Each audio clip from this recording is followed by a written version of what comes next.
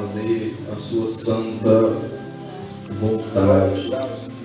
Quero compartilhar com a igreja alguns versículos que estão escritos no livro de Efésios, capítulo de número 1. Efésios, capítulo de número 1, a partir do versículo de número 3. Aleluia. Diz assim a palavra do Senhor: Bendito Deus e Pai de nosso Senhor Jesus Cristo, o qual nos abençoou com todas as bênçãos espirituais nos lugares celestiais em Cristo, como também nos elegeu nele antes da fundação do mundo, para que fôssemos santos e irrepreensíveis diante dele em amor. E nos predestinou para filhos de adoção por Jesus Cristo, para si mesmo, segundo o beneplácito de sua vontade, para louvor e glória da sua graça, pela qual nos fez agradáveis a si no amado, em quem temos a redenção pelo seu sangue, a remissão das ofensas segundo as riquezas da sua graça, que ele tornou abundante para conosco em toda sabedoria e prudência, descobrindo-nos o mistério da sua vontade segundo o seu beneplácito que propusera em si mesmo. Versículo 10: de tornar a congregar em Cristo todas as coisas na dispensação da plenitude dos tempos, tanto as que estão nos céus como as que estão na terra. Aleluia. Amados, queridos irmãos, ouvintes da palavra do Senhor Jesus Cristo, este versículo, esse texto, Paulo sendo usado por Deus para dirigir uma carta à igreja de Éfeso, ele começa a falar no primeiro capítulo sobre as bênçãos que Deus deu aos santos, deu aos crentes por intermédio do sacrifício de Jesus Cristo. E no versículo 3 ele começa dando glórias a Deus, porque ele tinha convicção do que Deus tinha dado aos homens. O que era isso? Ele começa o versículo 3 falando: Bendito seja Deus, o Pai do nosso Senhor Jesus Cristo, que Ele nos abençoou com todas as bênçãos espirituais nos lugares celestiais em Cristo. Eu começo a aprender aqui que muitas das vezes quando o crente está murmurando, está falando: Senhor, eu não recebo isso, eu não recebo aquilo, ele tinha que dar uma olhada nesse texto para ele verificar que as bênçãos espirituais que ele precisa, Deus já tem dado para a vida dele. As bênçãos espirituais que a igreja de Cristo precisa, Deus já ordenou para cada um de nós, por intermédio do sacrifício de Jesus Cristo na cruz do Calvário. A bênção espiritual que você precisa, Deus já tem determinado ela para a sua vida, por intermédio do sacrifício de Jesus por você. Louvado e agradecido seja o nome do Senhor. Ele nos abençoou com todas as bênçãos espirituais. O que nós precisamos aqui para ser bem-sucedido e para não cair, não fraquejar na caminhada cristã, é de uma bênção espiritual, é de um vigor espiritual. A Bíblia diz que os jovens, eles se cansarão. Os jovens se cansarão, certamente cairão. Mas o profeta Isaías termina este texto falando: mas os que confiam no Senhor renovarão as suas forças como águia, correrão e não se cansarão, andarão e não se fadigarão. Então, ainda que venha a situação para você cair, ainda que venha a situação para você fraquejar, se você confiar nessas bênçãos espirituais que Deus tem determinado para a sua vida, você não vai cair, você não vai entregar os pontos para o inimigo, você não vai desistir da fé. Porque na hora que a cilada vier, na hora que a tentação chegar, você vai pensar: não, Deus tem o melhor para mim, Deus tem reservado um céu para mim, existem bênçãos espirituais que eu ainda vou desfrutar, eu não posso parar e nem desistir aqui. Louvado seja o nome do Senhor. O versículo de número 4: como também Ele nos elegeu nele, antes da fundação do mundo, para que fôssemos santos e irrepreensíveis diante dele em amor. Primeiramente, Ele nos abençoou. Ele deu todas as bênçãos que nós precisamos para viver nesta terra, bênçãos espirituais. E o segundo, o quarto versículo fala que Ele nos escolheu, Ele já nos escolheu antes, nos elegeu nele, antes da fundação do mundo, para que nós fôssemos santos e irrepreensíveis nele em amor.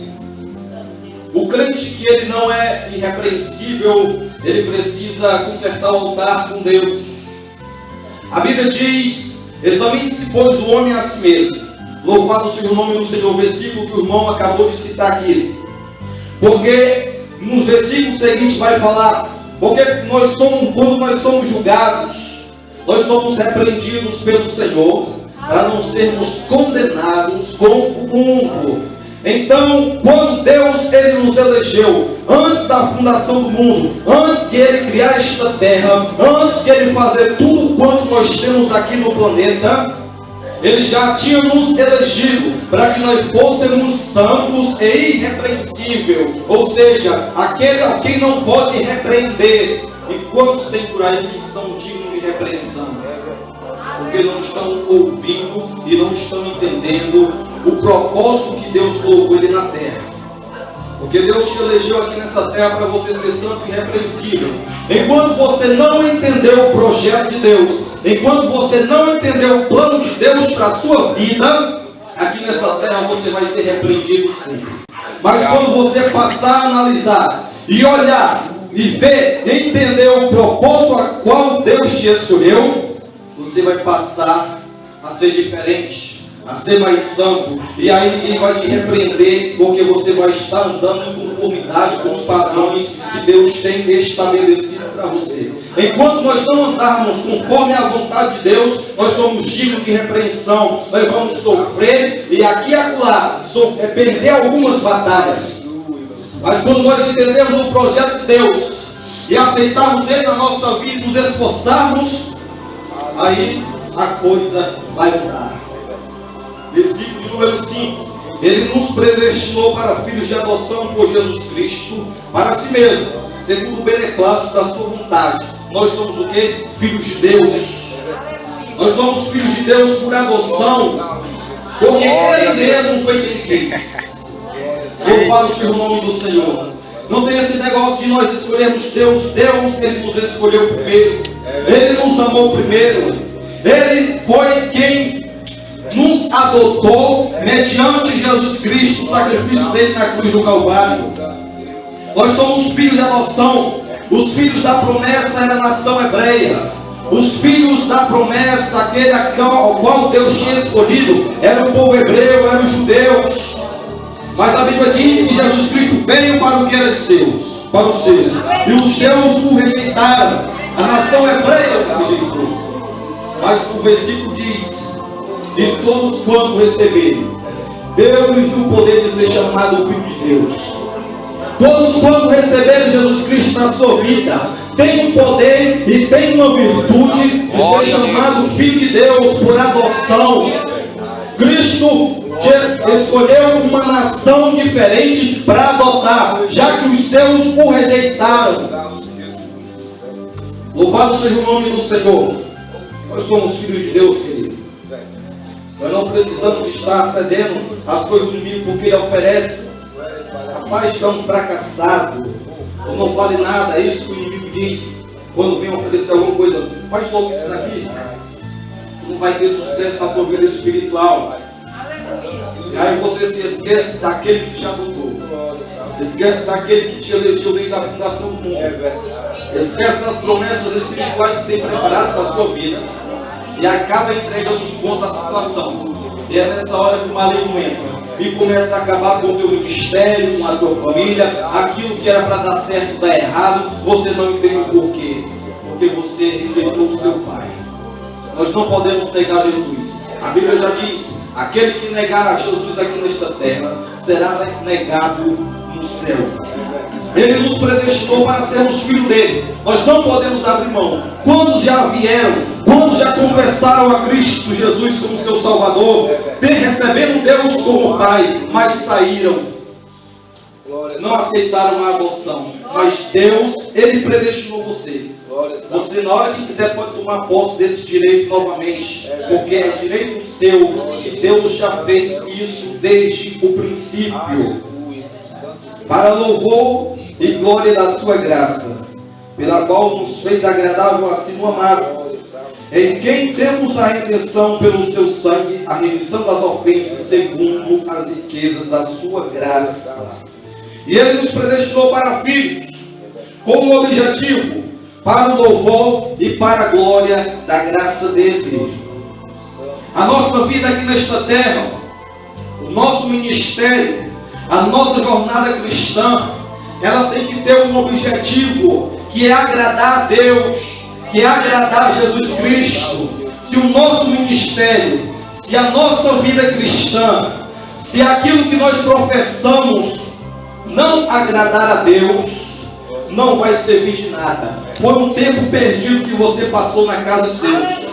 Mas se ela estiver agradando, se a sua vida estiver agradando a Deus, se o seu ministério estiver agradando a Deus, você vai ver o que o Senhor vai fazer na sua vida, o que Ele vai realizar na sua vida, porque Ele se agrada daqueles que se agradam dele, daqueles que são, louvado seja o nome do Senhor, aqueles que mandam a glória para Ele.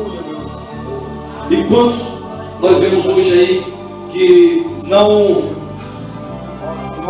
atribui a Deus a glória que Ele glória a Deus.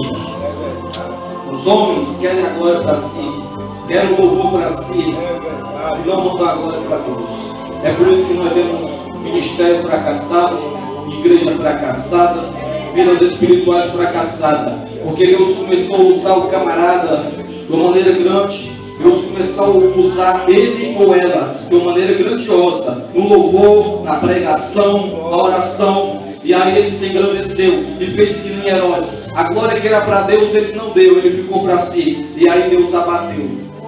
Ele se ensoberbeceu, Deus abateu. A Bíblia diz que a soberba ela precede a queda, a altivez de espírito ela precede a ruína. Quando Deus usa um vaso, quando Deus levanta alguém, e aquele alguém não usa o seu ministério ou a sua vida para louvor e glória do nome dele, Deus abate. Porque Deus não dá a sua glória para outro. Em quem temos a redenção, em quem? Em Jesus Cristo. Pelo seu sangue, a remissão das ofensas segundo a riqueza da sua graça. É bem verdade que todos nós pecamos, mas a Bíblia nos dá a afirmação de que nós temos a redenção no sangue do Senhor Jesus Cristo. Ah, eu pequei hoje. E quem não pecou? Louvado seja o nome do Senhor. Ah, eu fiz isso. E quem não fez? Quem não pegou?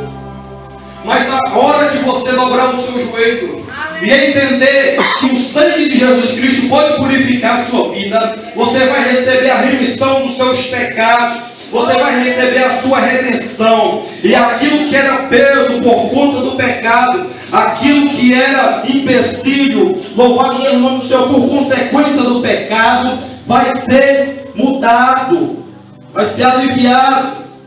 Louvado seja Deus, porque pelo seu sangue nós temos a redenção, somente pelo sangue de Jesus Cristo. Já não é mais pelo sangue de touros, de novilhos, de ovelhas, como se fazia na antiga aliança, para receber a remissão dos pecados. Mas a remissão dos pecados se recebe hoje, quando se entende o sacrifício de Jesus na cruz do Calvário, e quando aceita o sangue dele vindo sobre a sua vida para remir você. Enquanto o ser humano não receber Jesus Cristo, enquanto não entender o objetivo do sangue de Jesus derramado na cruz do Calvário, ele vai continuar com a vida fracassada, vai continuar sem perdão. Mas quando ele entender esse sacrifício, quando ele receber este sangue, esse vazio sobre a vida dele, lavando ele vai ter a sua história mudada para melhor. Aleluia, glória a Deus. E a remissão das ofensas, ou seja, o pecado que ofende a Deus, o pecado que é prejudicial, nós temos a remissão dele segundo as riquezas da sua graça. Somente pela graça de Deus, somente pela graça de Deus que nós temos a remissão dos nossos pecados. O peso do pecado que está sobre a consciência das pessoas. O peso do pecado que a acusa na mente. E que lhe faz louvar o seu nome do Senhor. E que te perturba. Existe uma solução. É o perdão divino. Segundo a graça de Deus. Segundo a sua misericórdia. A Bíblia diz que as misericórdias do Senhor são a causa de nós não sermos consumidos, porque as suas misericórdias, elas não têm fim, novas são a cada manhã. A cada dia que chega, é uma oportunidade que Deus dá para você se reconciliar com Ele.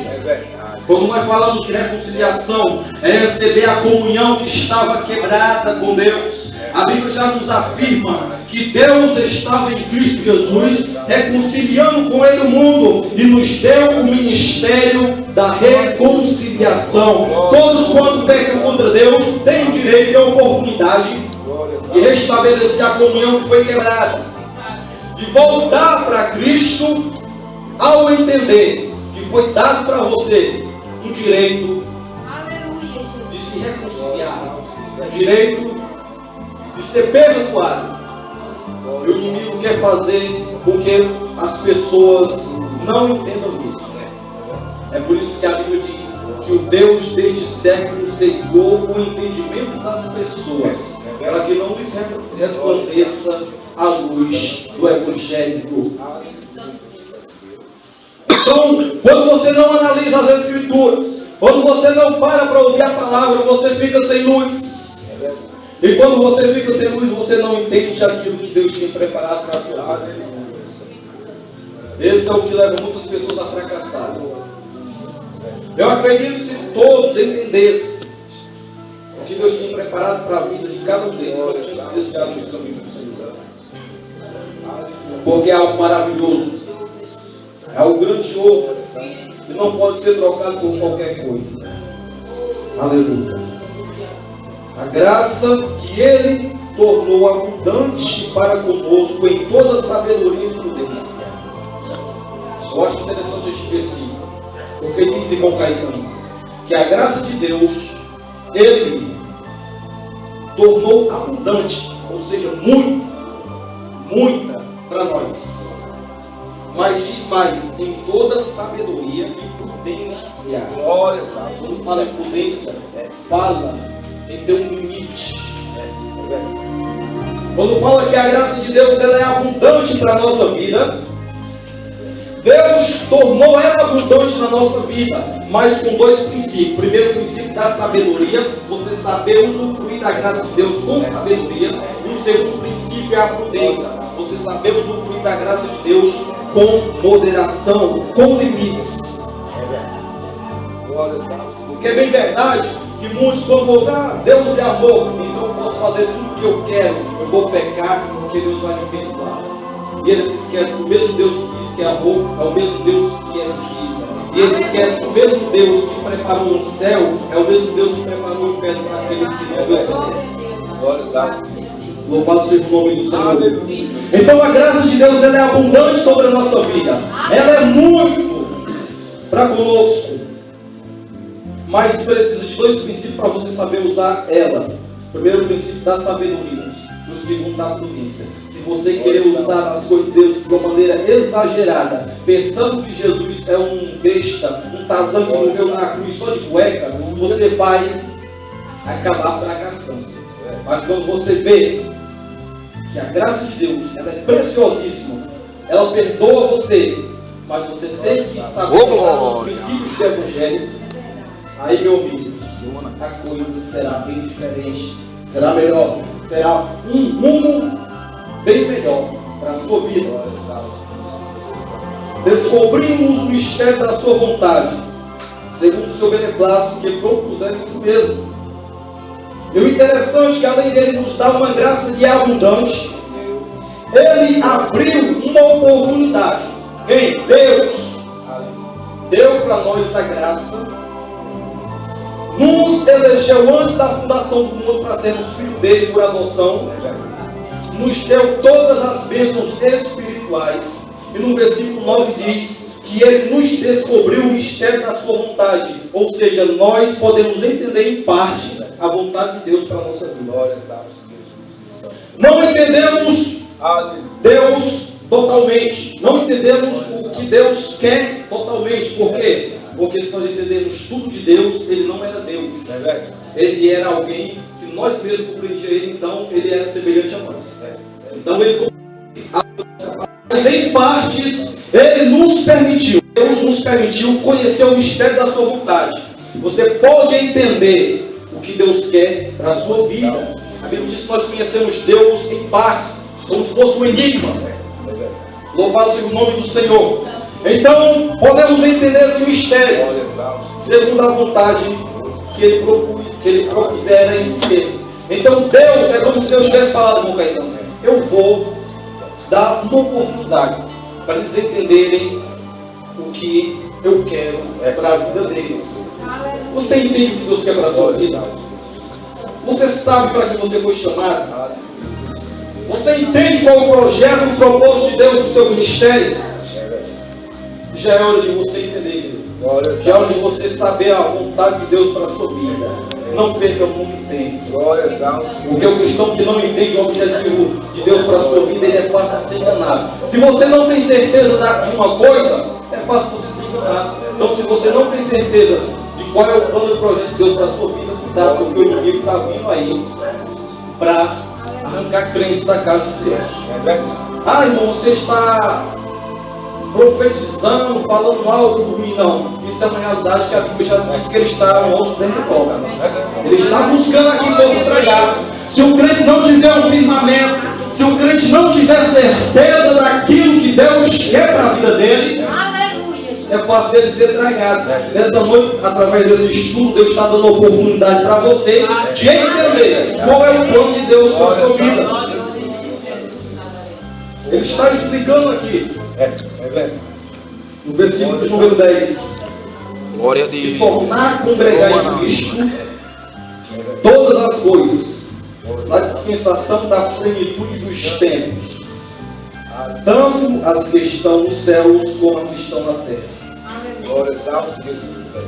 Então, Deus, em sua vontade, quer congregar por meio de Cristo Jesus, por meio de Cristo Jesus, que Ele é o intermediador, Ele é o mediador entre Deus e os homens. Então, por meio de Cristo Jesus, Ele quer congregar para Ele, Deus quer congregar para Ele todas as coisas, mas diz algo, na dispensação da plenitude dos tempos. Eu aprendo aqui. Deus vai trazer para Ele aquilo que Ele quer, aquilo que Ele escolheu, mas existe algo chamado tempo. Existe um tempo, e nós sabemos que o nosso tempo não é igual ao tempo de Deus. Eu disse que para Deus 1000 anos é como se fosse um dia, ou vice-versa, um dia 1000 anos, mas para nós 1000 anos aqui é uma eternidade. Então Deus tem estabelecido um tempo para congregar para Ele aquilo que Ele quer. Você está orando por sua família? Você está orando pelos seus desviados que fazem parte da sua família, que estão na sua casa? Deus falou que ia trazer eles de volta. Agora existe algo chamado tempo. Diante de Deus está chegando na sua vida. Louvado seja o nome do Senhor dos Exércitos. O tempo de Deus, ele chega, e quando chega, acontece. Não tem esse negócio de atrasado ou adiantado. O tempo de Deus, ele é perfeito. Na hora certa, no tempo certo. Aquilo que Deus planejou congregar de volta, vai ser congregado, porque Ele é Deus, é o dono de todo o poder. Não há inferno que possa impedir, não há inimigo, não há potestades, não há principado que possa tirar algo do rumo que Deus tem estabelecido. Aleluia. Seguindo adiante no texto, no versículo de número 11. Nele digo, em quem também fomos feitos herança, havendo sido predestinado conforme o propósito daquele que faz todas as coisas, segundo o conceito da sua vontade. Versículo 12. Com o fim de sermos para louvor da sua glória, nós os que primeiro esperamos em Cristo. Versículo 11 fala que em Deus nós fomos feitos herança. Aleluia. Havendo sido predestinado. O que é o destino? É aquilo que vem ao léu, como se fosse ao léu para a sua vida. Alguém diz, não, o que aconteceu na minha vida foi mera obra do destino. O que é destino? O destino é algo que acontece meramente como se fosse por acaso na sua vida. Mas quando fala de predestino, aquilo que vem antes do destino. Louvado seja o nome do Senhor. Então, antes desse destino chegar na sua vida, Deus já tinha elaborado um plano para você ser herança dele e para com que você fosse estabelecido nessa terra conforme o propósito daquele que faz todas as coisas segundo o conselho da sua vontade. Aquele que ouve o conselho de Deus anda em retidão, é irrepreensível, é um cidadão dos céus. Por quê? Porque ele está andando em conformidade com o que Deus anda. Quando o crente, amados irmãos, anda em conformidade com aquilo que Deus lhe ordena, ele é bem sucedido nessa terra. O mal dos seres humanos é não ouvir a Deus. É aí que está o erro. Quando deixa de ouvir Deus, acaba um fracasso, porque você sozinho, por mais sábio que seja, não vai saber lidar com situações espirituais que vêm contra você. Por mais inteligente ou filósofo que você seja, você não vai entender batalhas espirituais que acontecem sem você ver. Você não vai entender, não vai saber resolver. É por isso que você precisa do amparo de Deus, de Jesus Cristo, do Espírito Santo. Aleluia. Com o fim de sermos para o louvor da sua glória. Olha aí, falando de novo para que nós fomos escolhidos. Para ser para o louvor e para a glória de Deus. Eu acho interessante que nesses 12 versículos, Paulo já falou 2 vezes o objetivo da caminhada do crente. Qual é o objetivo ou o fim dele? É ser para louvor e para a glória de Deus. E eu me pergunto por que Paulo precisou escrever 2 vezes sobre essa mesma coisa. Porque certamente estava tendo uma falha aí, estava tendo uma falta aí. Quando eu repreendo uma situação por mais de uma vez, é porque aquela situação ela precisa ser consertada. Quando uma mãe briga com o filho, repreendendo ele ali, repreende 1, 2 ou 3 vezes, é porque aquilo ali não é para ele fazer e ele está teimando, está fazendo. E aqui Paulo já falou 2 vezes o objetivo nosso, os cristãos, é para ser para a honra e glória do Senhor Jesus. Então ele falou 2 vezes, porque certamente alguém aqui não estava tendo a sua vida para ser louvor e glória do Senhor. É necessário que os cristãos, aquele que professa o Evangelho de Cristo, seja inteiramente a sua vida, o final dela, a sua trajetória nesta terra, seja para a honra, glória e glória do Senhor Jesus. Então você diz, mas para ser isso aí a pessoa precisa se tornar um santarrão. Não precisa. Não precisa se tornar um santarrão. Sabe por quê, querido?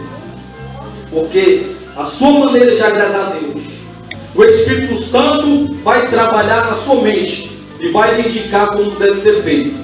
Tem pessoas que pensam que para agradar a Deus, ela tem que se trancar dentro de casa, não olhar na rua, porque na rua vai passar pessoas com vestes curtas e ele vai pecar. Tem pessoas que pensam que agradar a Deus é entrar dentro do seu quarto, trancar a sua porta e ficar ouvindo música, porque lá fora está tocando música mudando e ele vai pecar. Tem pessoas que pensam que agradar a Deus, para agradar a Deus tem que ficar isolado do mundo, não pode ir numa praça, não pode ir a um comércio, porque vai ter escarnecedores e ele vai pecar contra Deus. Não existe isso, eu quero desfazer esse pensamento. Sabe por quê? Aonde você exercita a sua fé, onde você demonstra e dá prova que é cristão, não é dentro da igreja, é lá fora do mundo. A igreja é um lugar onde você aperfeiçoa, onde você aprende sobre a sua fé, onde você recebe mais unção de Deus e poder para prosseguir de pé com a sua fé, mas onde você demonstra ela para dar testemunho de Cristo lá fora. É lá fora que o povo vai dizer: esse é crente, esse não é. Esse serve a Deus, esse não serve. Para se cumprir o que foi dito pelo profeta. E verás a diferença entre o que serve a Deus e o que não serve, entre o justo e entre o ímpio. Você não precisa se tornar um odiado pelo mundo para poder seguir. Odiado entre aspas. Porque a Bíblia diz: nós sofreremos perseguições aqui, seremos escarnecidos muitas vezes, mas nós não precisamos bancar o nome de Santa Roma e às vezes maquiando situações que na verdade não estamos fazendo. Servir a Jesus Cristo é honrar o que Ele lhe ordena em qualquer lugar. Não fique com medo. Não é honrar só dentro de casa, só dentro do quarto. É onde você for. É na escola, é no comércio, é numa praça, é vigiar. E aí realmente o poder de Deus vai se manifestar sobre isso. Muita gente se escandaliza, quando e tal é crente. Eu vi ele conversando com uns índios lá no céu onde eu passei. Fulano de tal disse que é crente, eu só vejo ele uma turma de que não é. Queridos amados irmãos, se aquela pessoa, vou lhe dar uma dica para você analisar se realmente ela está honrando a Deus ou não nessas situações. Se ela cair de produção espiritual nessas situações, se o rendimento dela baixar, realmente ela não está seguindo a Cristo. Ela está sendo influenciada pelo mundo.